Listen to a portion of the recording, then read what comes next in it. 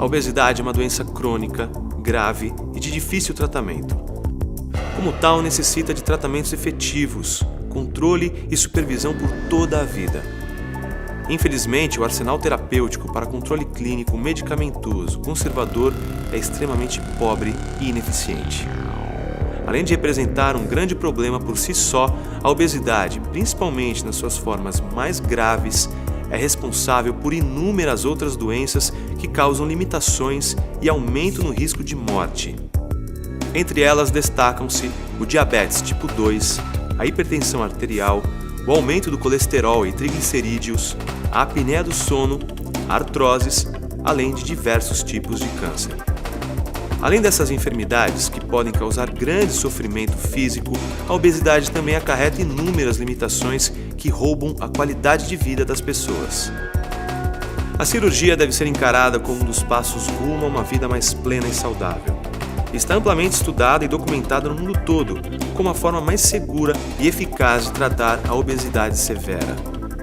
Nos próximos minutos, pretendemos mostrar quais são as etapas para percorrer todo o caminho, do pré ao pós-operatório tardio, compartilhando informações importantes para um tratamento seguro, eficaz e confortável.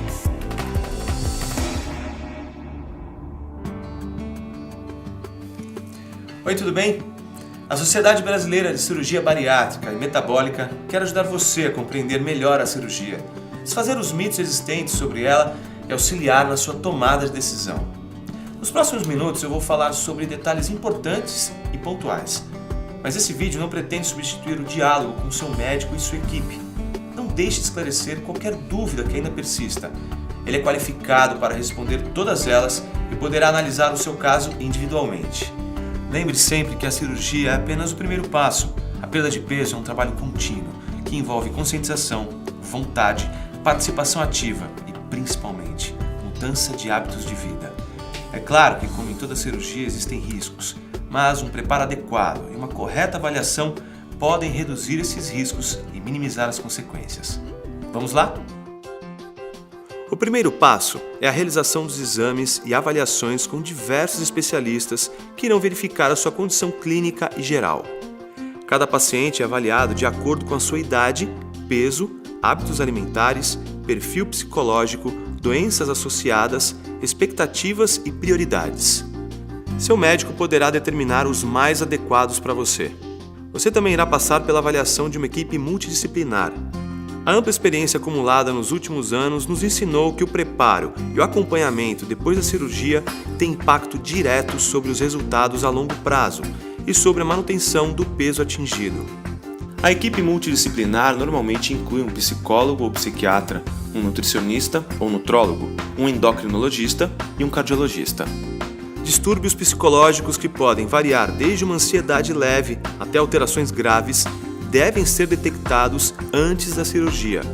Tratar estes distúrbios ou planejar um tratamento contínuo no pós-operatório, sem dúvida, terá um impacto importante no resultado da cirurgia a longo prazo. O papel do especialista em nutrição começa no pré-operatório, identificando seus erros e preferências alimentares, e se estende por todo o pós-operatório, mais particularmente no período pós-imediato, através do planejamento da dieta de adaptação que dura em torno de 30 dias. As mesmas modificações promovidas pela cirurgia que levam à acentuada perda de peso e à melhoria no estado de saúde também levam a uma diminuição no aproveitamento de alguns nutrientes, necessitando, consequentemente, de reposição e monitoramento, independentemente da técnica empregada. Esse acompanhamento é feito periodicamente com intervalos cada vez maiores, necessitando de exames eventuais para equilibrar a reposição vitamínica e mineral. O endocrinologista também desempenha um papel fundamental antes da cirurgia, principalmente em pacientes com diabetes ou síndrome metabólica, onde doenças como diabetes, dislipidemia e hipertensão arterial são avaliadas e atenuadas para que o paciente chegue à cirurgia o mais equilibrado possível. No caso do paciente ter hipertensão arterial e outras doenças cardiovasculares, o cardiologista irá avaliar o seu caso e indicar os cuidados necessários para a sua cirurgia. Após todo o preparo e avaliação, depois de receber todas as orientações e esclarecimentos sobre o procedimento escolhido, será necessário que você providencie a documentação para sua internação hospitalar. Se você tem algum plano de saúde, possivelmente será exigida uma perícia antes da liberação da cirurgia. Uma vez liberada a cirurgia, uma consulta com o anestesista é realizada para uma rechecagem dos exames, para avaliação dos riscos anestésicos e planejamento do procedimento. Outro profissional que irá cuidar de você é o fisioterapeuta, e seu cirurgião poderá solicitar um preparo especial com esse profissional até mesmo antes da cirurgia. Além da participação no pré-operatório, o fisioterapeuta irá prescrever e auxiliar na realização de exercícios respiratórios e de mobilidade, e também estimular e acompanhar as primeiras caminhadas. Exercícios adicionais serão prescritos também para você fazer em casa após a alta. Estas recomendações são fundamentais para reduzir os riscos de diversas complicações, principalmente as pulmonares. Primeiros passos dados, você estará pronto para a sua cirurgia e pronto para mudar de vida. Uma das maiores dúvidas que recebemos no consultório é: como é feita a cirurgia bariátrica e quais são elas? As cirurgias podem ser feitas por um procedimento minimamente invasivo, chamado de laparoscopia, ou através de um corte único de cerca de 30 a 15 centímetros, numa cirurgia com o abdômen aberto. No caso da videolaparoscopia, são realizados cerca de 5 a 7 pequenos cortes do abdômen, por onde são introduzidos uma microcâmera e delicados instrumentos para a manipulação dos órgãos e tecidos. Suas principais vantagens são: maior segurança devido à menor incidência de complicações em geral.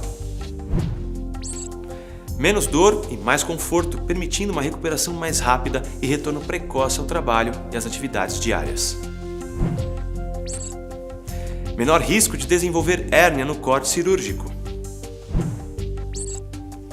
Menor risco de infecção da ferida operatória.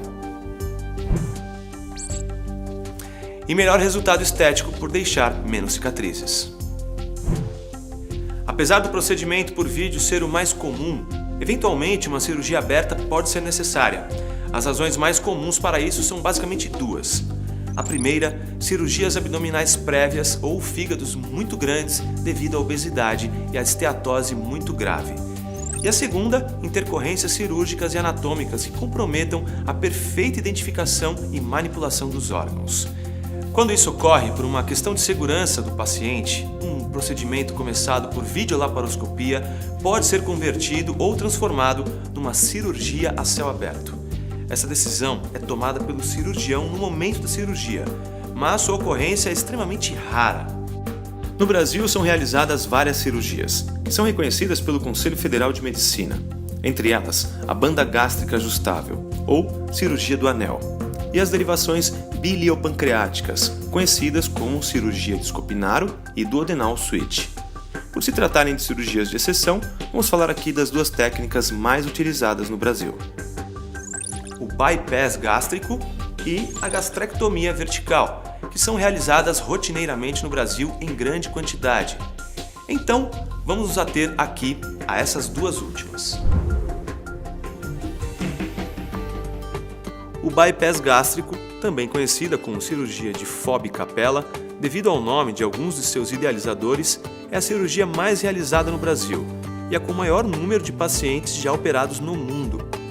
Consiste na criação de um pequeno estômago que, desviado para um ponto do intestino delgado, encurta o trajeto dos nutrientes até a porção final do mesmo, chamado jejuno. O estômago fica então dividido em duas partes, uma menor, por onde o alimento irá transitar, e outra maior, que ficará isolada, mas que ainda produz sucos digestivos que irão se encontrar com o alimento mais adiante e auxiliar no processo de digestão e absorção. Complicações relacionadas a esta parte isolada do estômago são muito raras e não trazem nenhuma consequência, a não ser a dificuldade em visualizar esse segmento em uma endoscopia. No passado, pensava-se que os mecanismos que levavam à perda de peso nessa cirurgia eram apenas pela redução do estômago, causando limitação na ingestão e dificuldade na absorção dos alimentos. Hoje, sabemos que é muito mais do que isso. Diversos hormônios produzidos no aparelho digestivo se modificam e contribuem para a redução da fome e aumento da saciedade. Além disso, estes hormônios têm um fundamental papel no controle das doenças associadas à obesidade, como a diabetes tipo 2, hipertensão arterial e dislipidemia.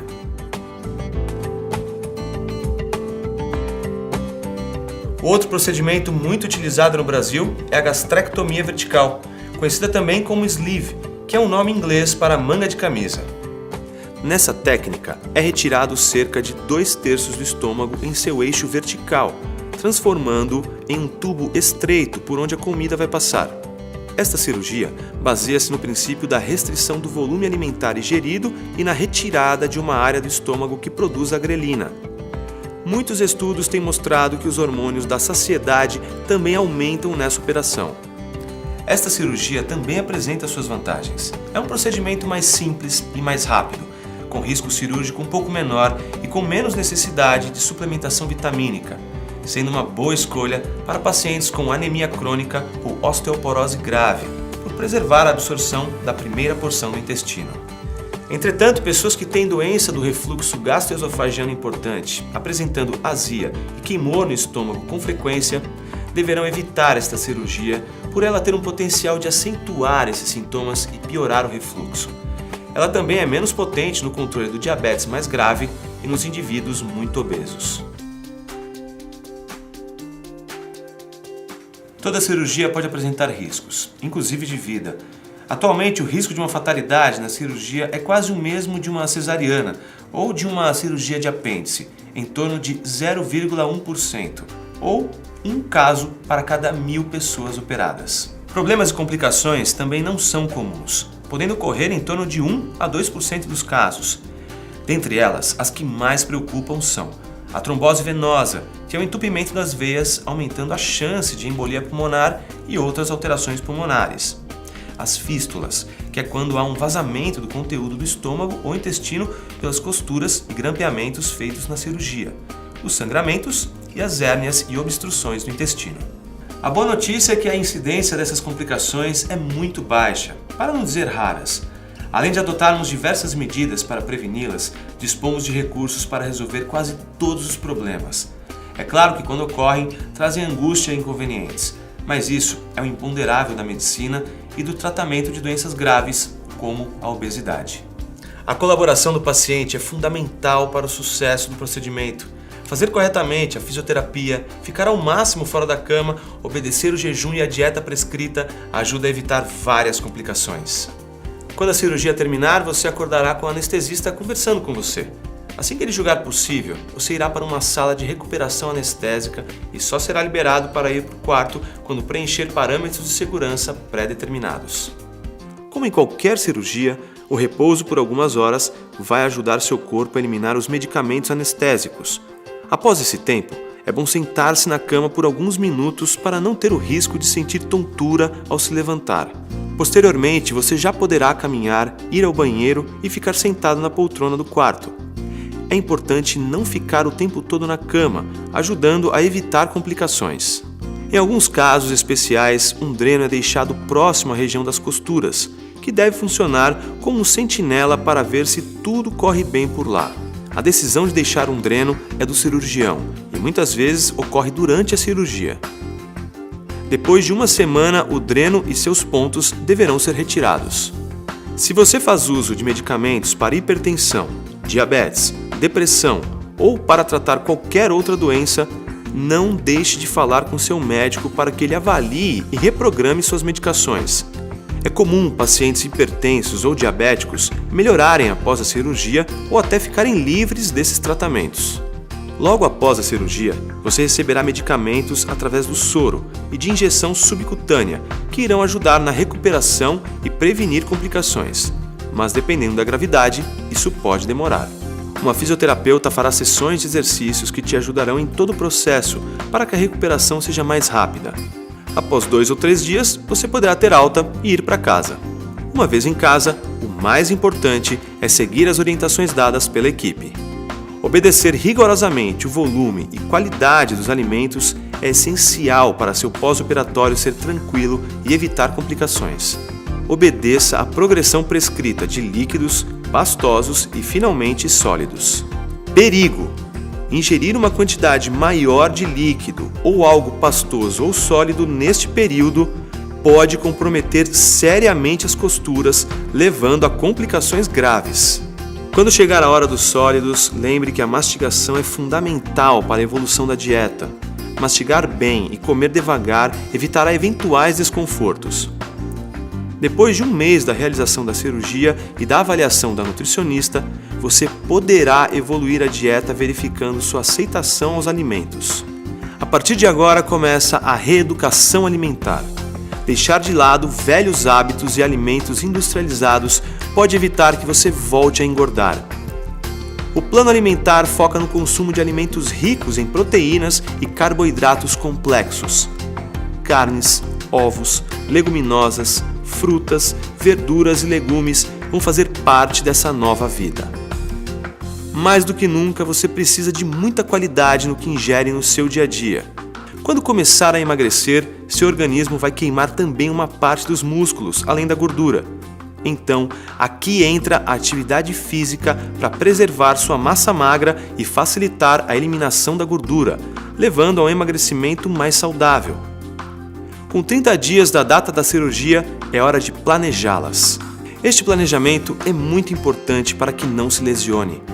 Progredir de forma crescente e com orientação inicial do fisioterapeuta e depois do educador físico farão com que você atinja seus objetivos mais facilmente, além de criar bons hábitos.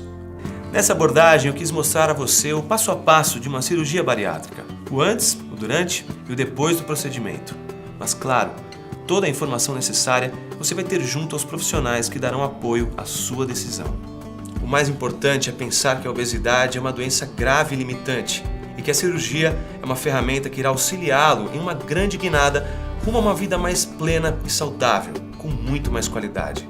Devemos lembrar sempre que grande parte do sucesso dependerá do quanto você irá aproveitar essas ferramentas e mudar seus hábitos de vida. Fazer revisões anuais com seu médico e com a equipe multidisciplinar, acompanhadas dos exames de rotina, manterão você no caminho certo ao longo de toda a sua vida. Procure, leia, se informe, pergunte e, principalmente, acredite que você pode e deve mudar sua vida. A Sociedade Brasileira de Cirurgia Bariátrica e Metabólica acredita que informação e respeito ao obeso é parte fundamental na contínua luta contra a doença da obesidade, contra o preconceito e a desinformação. Visite nosso site e acompanhe as nossas mídias sociais. É parte da nossa missão, além de auxiliar nossos membros, levar o conhecimento médico de qualidade para toda a sociedade. Até a próxima!